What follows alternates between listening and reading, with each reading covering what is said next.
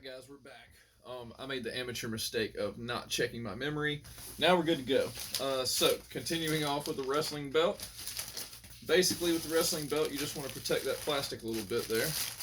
So, I'll throw some bubble around it. Doesn't have to be anything fancy. It's a lightweight, cheap toy. And, you know, I kind of tell people that a lot. Look at what you're selling. Obviously, you're not going to pack up a $3,000 piece of glass like this, but, you know, a $15 wrestling belt toy should be good to go in a bag. And seal it up. If you don't know about U Pack and Ship, that's UPAKNSHIP. She is actually located in South Carolina. And she provides these awesome colored poly mailers, which are just wonderful. She has all sizes, and it just makes your life really easy as a shipper to be able to just throw it in an envelope and call it a day. Hats. I usually do the same thing with all hats. Little tissue paper in the bottom. Always put hats in a box. They don't weigh anything, which means your box is not going to weigh anything. Yes, I do reuse packages.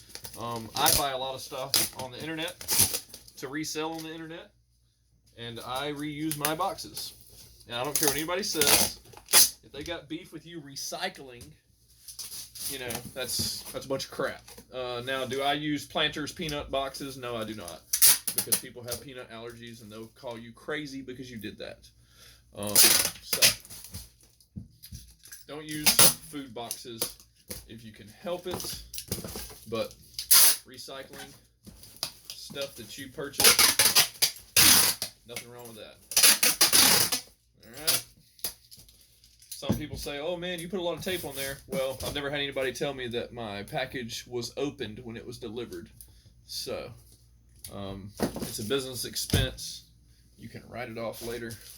There's that vintage barware set. It's really a nice piece. They're all gold plated. This one is Evans Elegance, something like that. I'm gonna definitely put it in a box. I believe that was a $50 item. Pretty easy to just wrap it up in my bubble here. And actually on the inside, that reminds me, always put something on the inside. I'm just using a bag in this case, and that's just gonna keep all the insides from shaking. Sometimes when a post office worker is delivering a package, if they hear noise, they will report it as damaged, as they're supposed to, and it may not be damaged. And, you know, the buyer could use that as a way to maybe get a free item. Mailman marked as damaged, well, it must be damaged. So I try to keep the noises to a minimum. There we go. That's our barware set. So, and this is a reused box, premium digital media. So, again, get to know your local businesses. They can give you packing supplies for free, and then you don't have to buy them. Now, I still buy a lot just because I use a lot, so I can't always find everything I need for free. Someone out there is going to argue with that, though, and say that they found everything they needed and they haven't had to pay a dime. Well, that's good, but the time you spent going around gathering up boxes at the dumpster, I was making money.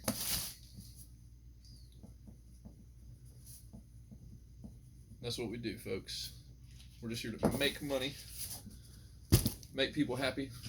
Let's back that one up a little bit. Alright, these are super cool, the vintage lights. We're going to just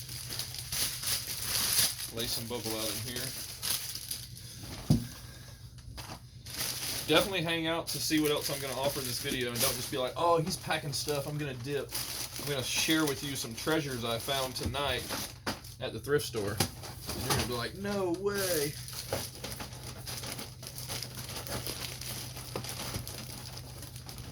Alright, we did manage to fit those all in there. Somehow. There we go.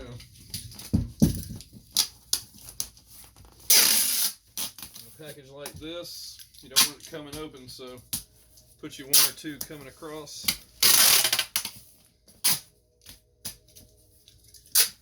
Maybe 3. That'll just ensure it don't split open on its ride. You've got a little thicker gap there. Always be mindful of your razor blade. I always have one in my hand. I haven't cut myself yet. I always know where I'm going.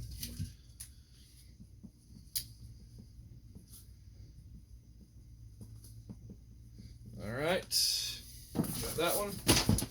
This is an oddball. These are floor mats. Best thing to do, roll them up as tight as you can get them. Just roll them right up. They're already in a bag. And then we're gonna find a big bag.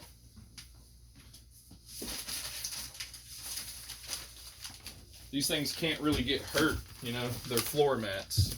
So I've got them rolled up pretty tight. I'm gonna grab one of my giant poly mailer bags. I'm not sure the size here, folks, but it's a big one. And just gonna shove it in there.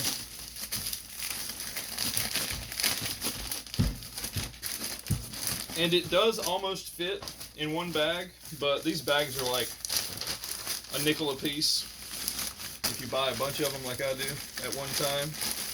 So we're just gonna double bag it. And then we'll seal this one to this bag right on top.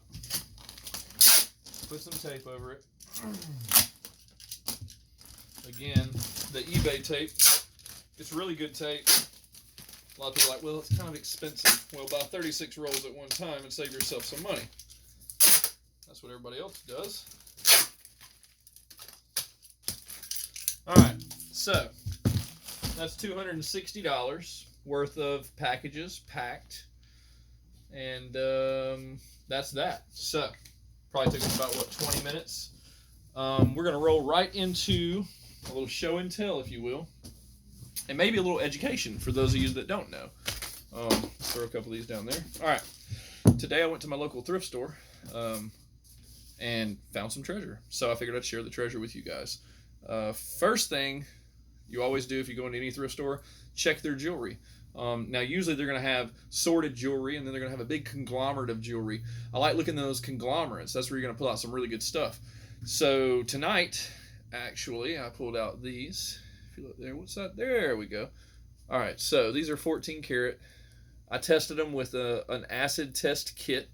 I paid $2 for these. In scrap melt value, they're $46. Now, with my gold, I usually list just a little bit above scrap value. I'm not scrapping it, but the scrap offerers are going to offer you about 92% of the gold value.